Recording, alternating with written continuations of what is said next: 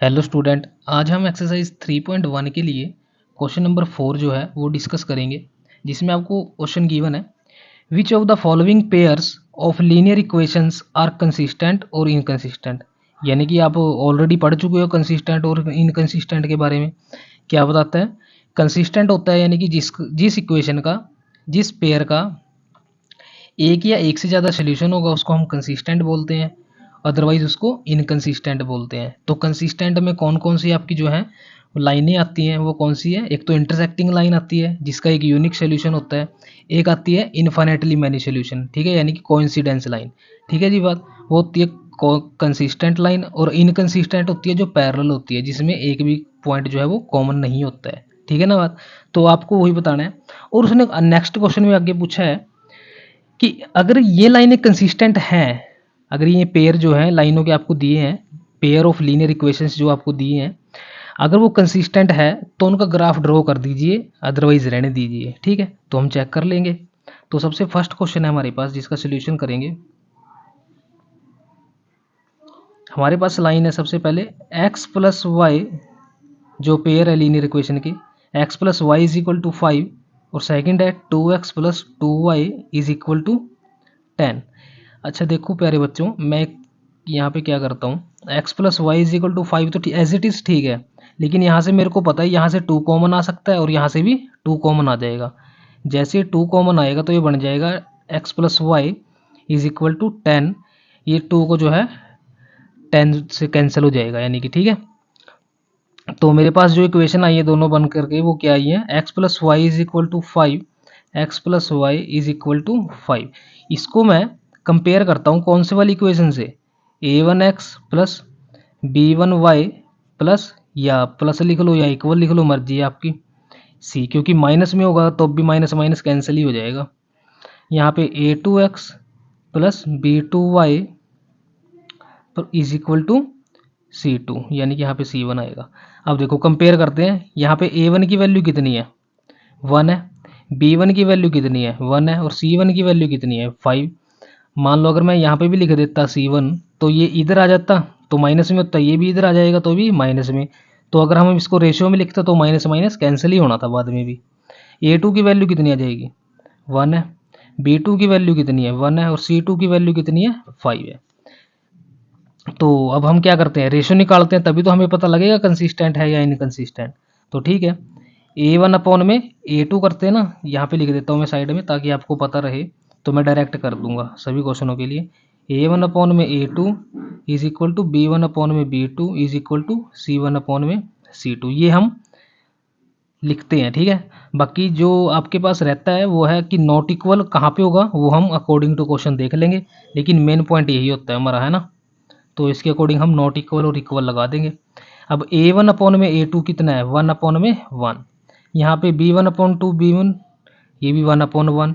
C1 upon C2 ये भी कितना हो जाएगा, 5 अपॉन 5, जिसको हमने कैंसिल किया तो कितना आ गया, 1 अपॉन 1। यानी कि आपको जो तीनों रेशोज हैं वो तीनों रेशोज आपकी क्या आई है, इक्वल आई हैं। तो ये कौन सा सोल्यूशन है, इनफाइनेटली मैनी सोल्यूशन होंगे इसके, और ये कोइंसिडेंट लाइन है। अगर ये कोइंसिडेंट लाइन है तो ये कैसी लाइन हो जाएगी, कंसिस्टेंट सोल्यूशन हो जाएगा इसका। ठीक है ना बात, कंसिस्टेंट सोल्यूशन हो जाएगा। अगर ये कंसिस्टेंट सोल्यूशन है तो इसका हम ग्राफ भी ड्रॉ कर सकते हैं। वो कैसे ड्रॉ करेंगे वो चेक कर लेते हैं। हम ऐसा करते हैं, वैल्यू रखते हैं एक, और क्या करेंगे, ग्राफ ड्रॉ कर देंगे। तो सबसे पहले हम ऐसा करेंगे, यहाँ पे वैल्यू लिख लेते हैं। यहाँ पे मैं वैल्यू क्या करता हूँ, ड्रॉ कर लेता हूँ। अब आपको पता है कि दोनों इक्वेशन कैसी है, इक्वल है, तो मैं किसी में भी x की वैल्यू रखूँ, किसी में भी मैं y की वैल्यू रखूँ, आंसर सेम ही आएगा आपका। तो ठीक है, ये x है ऊपर, ये y है, ये आपके पास इक्वेशन थी।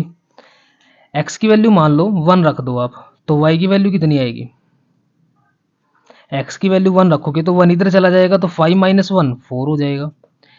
x की वैल्यू अगर आप 4 रखते हो तो y की वैल्यू कितनी आ जाएगी, 1 आ जाएगी, या अपोजिट हो गया। अगर मैं x की वैल्यू 2 रख देता हूँ तो y की वैल्यू कितनी आ जाएगी, 3 आ जाएगी। और यहीं पे अगर मैं एक वैल्यू और कंसीडर कर लें कि अगर मैं x की वैल्यू 3 रखता हूँ तो y की वैल्यू 2 आ जाएगी, यानी कि ये भी अपोजिट आ गई। ये पॉइंट ऐसे बन के तैयार हो चुके हैं आपके सामने, जो क्या हो जाएंगे, कॉमन पॉइंट होंगे, तभी तो वो कंसिस्टेंट सोल्यूशन बनेगा उसका। क्यों? क्योंकि लाइन कैसी है आपके पास आई है, कोइंसिडेंट लाइन आई है, जिसके इनफाइनेटली मैनी सोल्यूशन होते हैं। तो आप कोशिश करना ये पॉइंट आप ग्राफ जो है ड्रॉ करके देखना यहाँ पे इस तरह, और आपको पता है सभी पॉजिटिव वैल्यू है तो फर्स्ट क्वाड्रेंट में लाई करेगी वो, ठीक है ना बात। तो यहाँ पे आप ग्राफ जो है वो कोशिश करना ड्रॉ करने की अपनी ईमानदारी से, ठीक है। हम क्वेश्चन नंबर सेकंड की तरफ चलते हैं। क्वेश्चन नंबर सेकंड देखते हैं कैसे होगा, यहीं पे करवा देता हूँ, छोटा क्वेश्चन है। क्वेश्चन नंबर सेकंड है,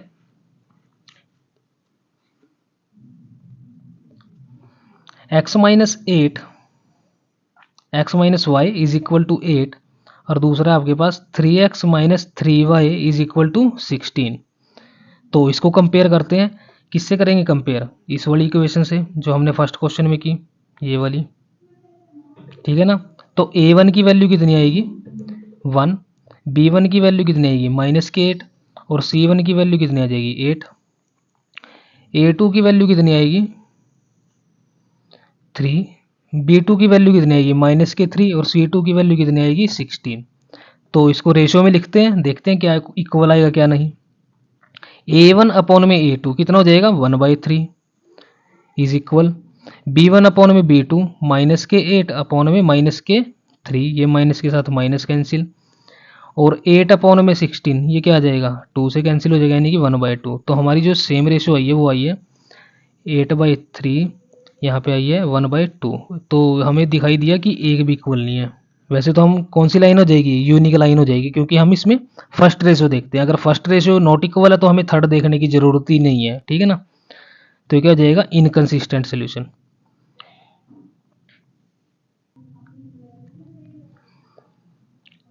यहाँ पे मैंने गलत लिख दिया है, यहाँ पे रॉन्ग हो गया, ये आना था -k1। तो -k1 और -k1, यहाँ पे भी -k1 ही आना था प्यारे बच्चों।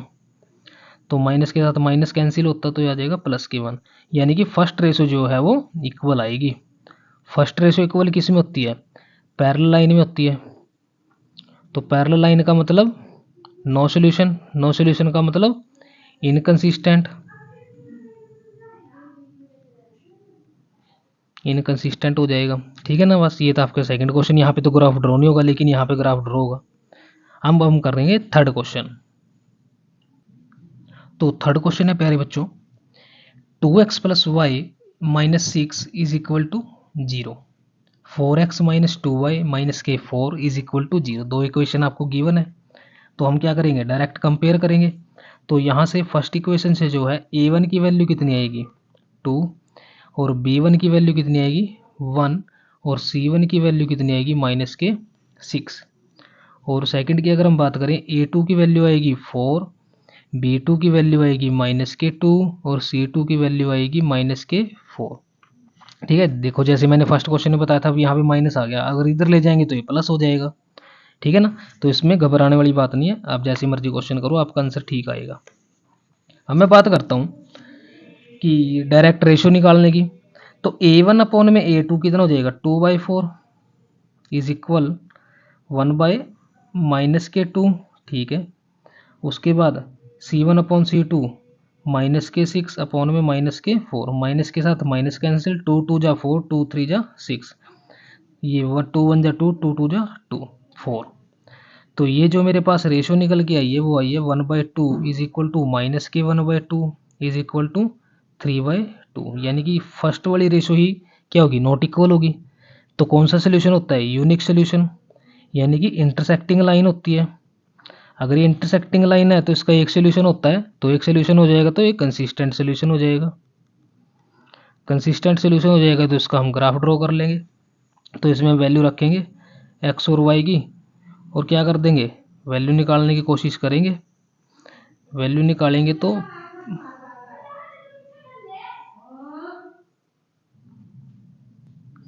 अब जो फर्स्ट वैल्यू जो हम निकालेंगे वो फर्स्ट इक्वेशन के लिए निकालेंगे, यानी कि 2x प्लस वाई। अब मैं 6 को इधर ले जाता हूँ ताकि मैं सोल्यूशन कर सकूँ इसका।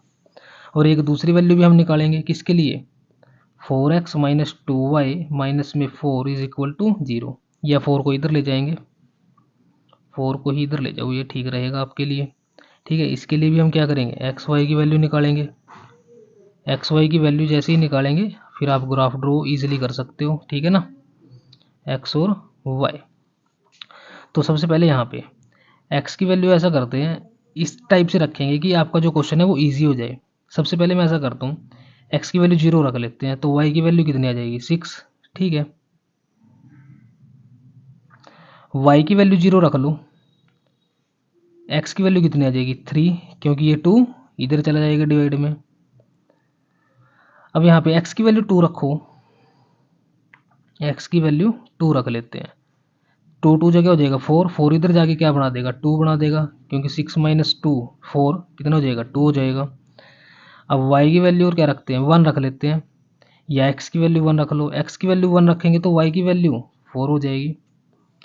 तो ये मेरे पास सोल्यूशन निकल के आ चुका है, ठीक है ना, किस इक्वेशन के लिए, फर्स्ट के लिए। अगर मैं बात करूं सेकंड इक्वेशन की तो वो क्या हो जाएगा, x की वैल्यू 0 रखो, लो जी, तो y की वैल्यू कितनी आएगी -2, क्योंकि ये माइनस में है ना, ये नीचे डिवाइड में चला जाएगा।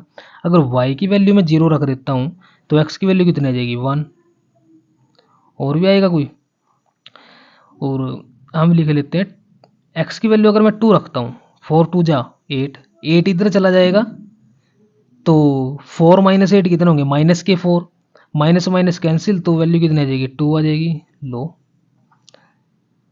और 3 ही सोल्यूशन आपके ठीक है ना।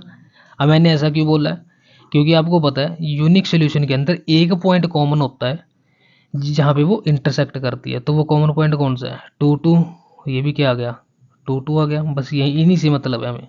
और आप इजीली क्या कर सकते हो, ग्राफ ड्रॉ कर सकते हो। इसमें वैल्यू एक नेगेटिव भी है, वो y की वैल्यू नेगेटिव कहाँ पे होती है, यहाँ पे होती है, और x की वैल्यू पॉजिटिव यहाँ पे होती है, यानी कि इस लाइन पे ये पॉइंट लाई करेगा, ठीक है ना। बाकी सभी वैल्यू आप क्या कर सकते हो, इस क्वाड्रेंट में लाई करेंगे, ठीक है ना। क्वेश्चन नंबर 4 की तरफ अगर हम चलें तो क्वेश्चन नंबर 4 आपको क्या कहना चाहता है, उसकी हम इक्वेशन बना लेते हैं, देखते हैं क्या इक्वेशन गिवन है आपको मैथ में।